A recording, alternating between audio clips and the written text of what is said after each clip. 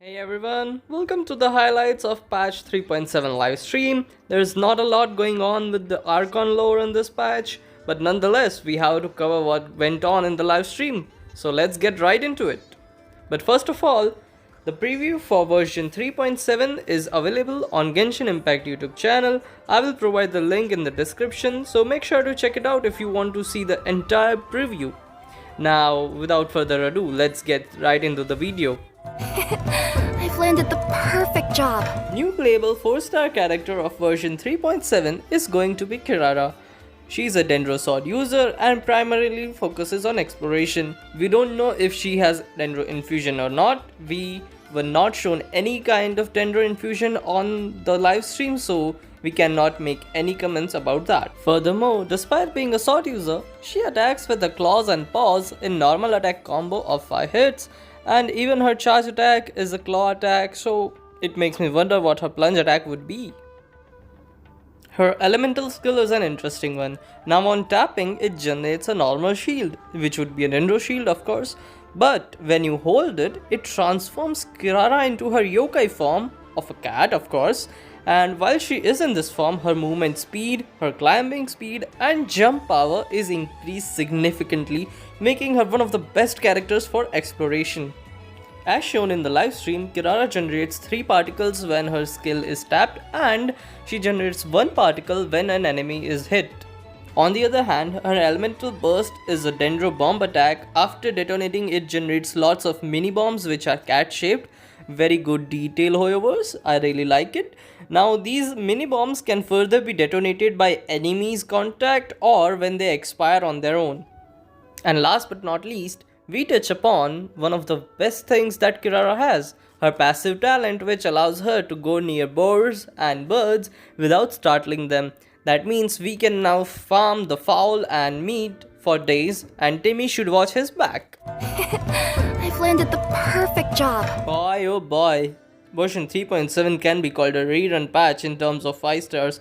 We have Yoimiya plus Yai Miko along with the new featured 4-star Kirara. She's going to come early, that's good, everyone will be able to try her. As for second half of the patch, we have Kazuha and Alhaitham. Both of them are great characters. You can't miss even if you pull on one of them and don't get another one. In terms of 5-star weapons, all the weapons are going to be quite decent, if I must say.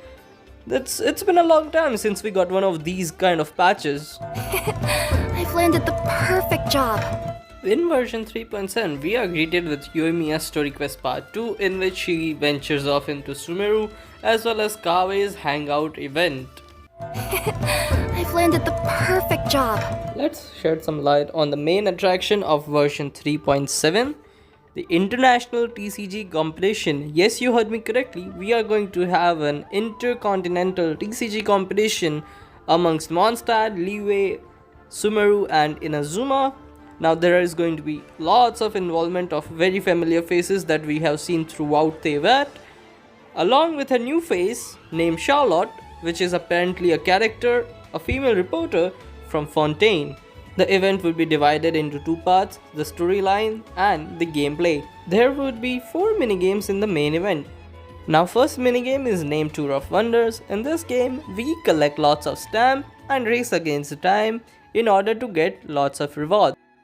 Our second minigame is called 0 Hour Invocation. It's a TCG related minigame.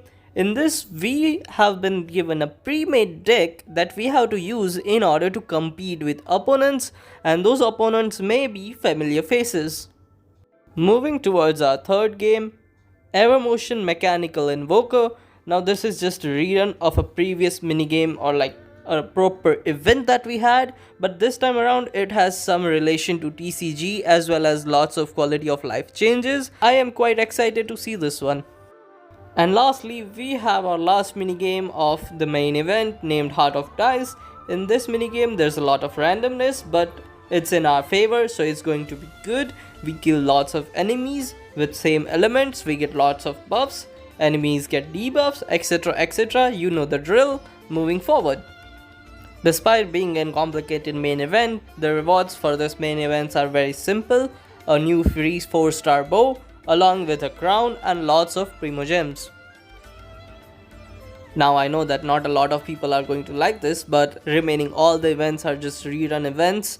First of all, we have rerun of Divine Ingenuity. You have to customize your domain and clear it to get rewards, and if you customize it and want to share it, first of all you have to clear it on your own so that you don't make an impossible domain.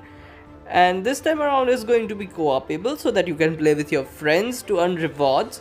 The major thing that changes in this one is that there are 5 stages. Each stage contains a mismatch version of a previous event, hence making it very different from previous versions. Let's see how this turns out. Secondly, we have rerun of Feast of Departed Warriors. Now in this event, in simple words, I would say that the harder difficulty you can choose or optimize for yourself, the better rewards you will get.